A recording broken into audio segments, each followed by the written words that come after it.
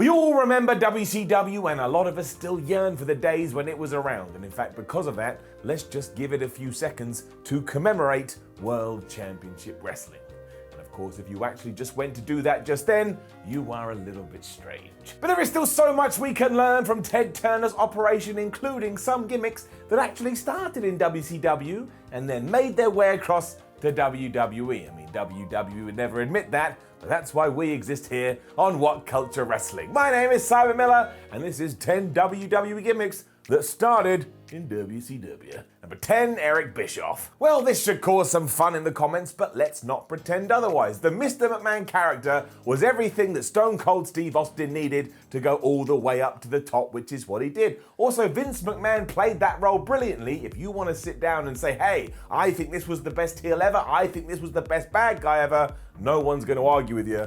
Aside from that one guy that always argues about everything. The thing is, he wasn't first, and I know, burn the bald guy, burn him into the ground, but it's true. If you look at the timelines, Eazy-E or Eric Bischoff did come before Mr. McMahon, and my word, Eric Bischoff, he had that smug face that you just wanted to punch as he ran around being the mouthpiece for the NWO. He even went from pleasant announcer to absolute douchebag, and who does that sound like? Bischoff was great at doing this persona, which actually helped both companies overall. And again, I am just the messenger. The proof is out there. You've just got to go your eyes and use it. Number 9, the NWO. Which leads us here, because simply put, would we ever have gotten a D-Generation X if it wasn't for the New World Order? Because when Hulk Hogan, Kevin Nash and Scott Hall started running amok through WCW, you can say that it opened the door for Shawn Michaels, Triple H and Chyna to do the same. Again, I'm just getting you to think. And look at the similarities too. They were anti-authority, they both had insurance policies in the case of Ted DiBiase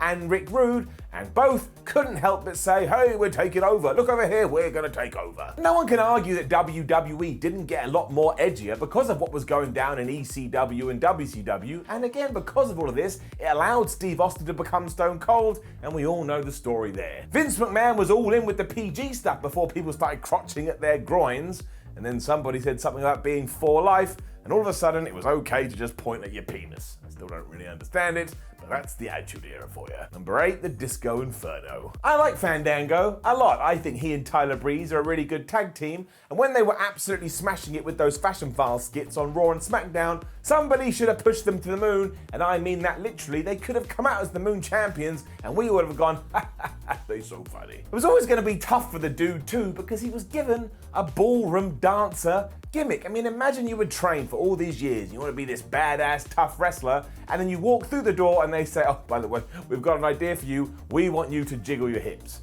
You ain't becoming world champion at WrestleMania now, are you? The roots of this are over in WCW though, because they had the Disco Inferno, a character that would come out to the ring jiving away. Now this was a little bit different because Fandango was obviously inspired by Dancing with the Stars, whereas Disco Inferno was a John Travolta knockoff, but without that one, maybe you don't get the other. It was the same concept. Neither was meant to be a good guy either, meaning both promotions thought the fans would get wind up just because somebody liked to dance. Don't forget either, Chris Jericho lost to Fandango at WrestleMania.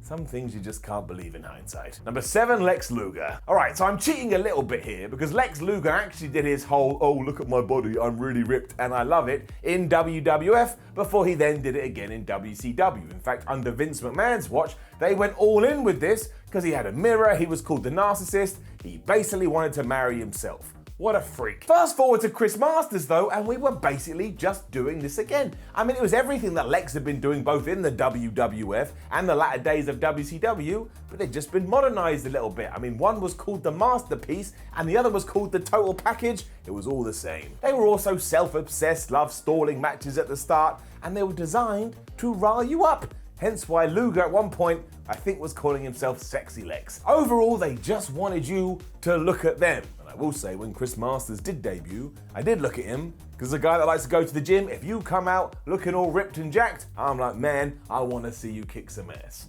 Wrestling is strange. Number 6, the artist Prince Iaukea. Recent reports notwithstanding, and we do 100% need to see what's going to happen with that, the Velveteen Dream is not the first professional wrestler to look at the pop hero known as Prince and go, you know what, I can take bits of this and turn it into some kind of character. Because we had the artist formerly known as Prince Ikea in WCW. And he often shortened it to just the artist, sure, but if you wanted to see a rip-off of Prince, this was a rip-off of Prince. Now, Velveteen Dream has done it far better, but the only thing that was really working against the artist formerly known as Prince Ikea is that he only started doing this in the dying days of WCW, and you could have had Hulk Hogan in the dying days of WCW, and it just wouldn't have worked, nothing stuck. And yeah, look, there's nothing wrong with doing it in 2020, because taking this flamboyant nature clearly works in sports entertainment, but I just wanted to let you know the Velveteen Dream isn't as original as maybe you think he is. But look, it's still a good idea, and a good idea is a good idea. It doesn't matter if somebody else had done the good idea. Number 5, Goldberg. Say what you want about my dad Goldberg, but when he burst onto the scene in 1997, he was a phenomenon. I don't care about work rate, I don't care about how good he was in the ring, and kids certainly didn't care. All you wanted to see was spears and jackhammers, and Bill was shooting them out like they were going out of fashion. It's why years later, and come on now, WWE would book Ryback in a similar fashion, and I don't just mean because they look the same. At one point, he even had an undefeated streak. The man who always wanted feeding would also just be in squash match after squash match after squash match, and when that ran out of steam, he had squash matches when he was taking out multiple people. And do you know who else did that? Oh, that's right, it's my father, Goldberg. It obviously didn't work as well second time around, but that wasn't even Ryback's fault. If you were going to do this gimmick and you were going to do this run, you have to go full speed ahead, and WWE was only like 50% in. It was like we nudge forward a little bit, but then we take 72 steps back. The big guy was also clearly annoyed when fans did start to chant Goldberg at him, and I never understood that. People chant Goldberg at me when I have wrestling matches, and I think it's the coolest thing to ever happen. I will be Goldberg. When you break it right down, however, this was just someone doing a gimmick that happened 15 years prior. I will see you in those comments. Number 4, Booty Man. Ed Leslie had way too many gimmicks. Just as you were getting used to one, he would change it and come out as another one, and all of this was before he was a wrestling barber. I mean, he's such a strange fellow. One of these, however, was literally Booty Man.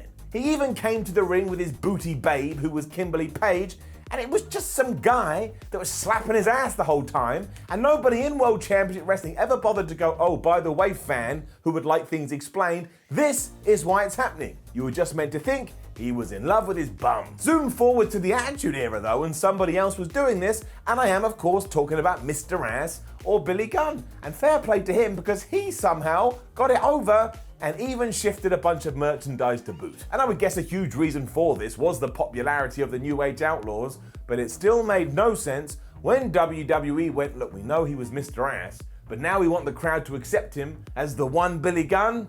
Why do you think that failed? Nope. Logic also states within wrestling, because it is cyclical, that somebody in the future will do this again, so I will keep my eye out for somebody that is obsessed with their ass. Number 3, Van Hammer. You can't really put this all on Elias, because he's clearly a mismatch to the likes of Bob Dylan or Bruce Springsteen or any kind of rock legend that you can think of, but to ignore the comparisons is also being stupid. And yes, WCW's Van Hammer was more of an homage to the 70s and 80s hair metal bands that we all love, but again, come on. Firstly, look at them. I get that's the style, but if I told you this is a brand new tag team that's about to debut on SmackDown in a few days, you would probably go, yeah, I can see what they're trying to do here. They can be called the Music Men. And of course, afterwards, when you realize that I had duped you, you'd be like, well, I knew what you were trying to do, but deep down, you know you'd be lying. And we do have to point out that Elias has done far better than Van Hammer ever did, but much like in the 90s, this was a throwback to the decade before, in the 2020s, we're kind of doing the same thing again. And maybe that's why it does work, because nostalgia is brilliant. Number 2, DDP. Alright, so this one may sound like somewhat of a stretch, but you just never know, and when it comes to these two characters, they did both like to wear grotesque shirts. Now no, The Rock and DDP were nothing alike when it came to their characters. Diamond Dallas Page was more of an old school rock and roll heel, whereas The Rock was an arrogant dick who was just a catchphrase machine. The reason they get mentioned here though, is that the Great One was not professional wrestling's first the People's Champion. Because in short, DDP coined it first. Now, I'm not trying to pretend The Rock wasn't far more successful with this, because he absolutely was, but in 1997, before he'd even uttered those words, DDP was telling everyone, I'm the person you want to get behind, I'm the underdog, and I am the People's Champion. And I doubt anyone is going to mention this, unless of course they're the person that has just started a very, very profitable yoga company. But these are the facts, my friends, and now you know, and once you know, you can't forget it. Number 1, the Four Horsemen. A kind of different entry on this list because I think WWE would admit what they were doing. Evolution was clearly inspired by the Four Horsemen to the point they even had a Four Horseman in the damn thing, and his name was Ric Flair. Even when you gaze at them side by side, they look the same, and aside from some of the members being different and the fact that Nature Boy had taken on the J.J. Dillon role, this was just the Four Horsemen updated in 2000s, but Triple H was leading the charge, probably on his horse because of the Four Horsemen. They would even use the same phrases that were famous back in the 80s, and you can't get mad at this because it 100% worked. It made stars of Batista, it made stars of Randy Orton, it gave the game something new to do, and it reminded everyone, oh yeah, Flair is like the greatest of all time. Frankly put, there's nothing wrong with a bit of imitation, and furthermore, if you're like a young kid or a young fan, and you've never heard of the Four Horsemen, this just would have come across like the best thing ever, and then you learn about wrestling's history, and everyone is being educated. Know of any other WCW stars who did WWE gimmicks first? You get your ass in those comments and you make sure you let us know. You like the video, you share the video, you subscribe to What Culture Wrestling, then you head over to WhatCulture.com, you read yourself some articles, you follow What Culture on Twitter at What Culture WWE, wag that finger, and you watch more videos here on What Culture Wrestling. My name is Simon from What Culture. Thank you very much for watching. Thank you very much for tuning in. Remember, go and get mad, but don't say I'm not right, because I think I'm right. Maybe, yes.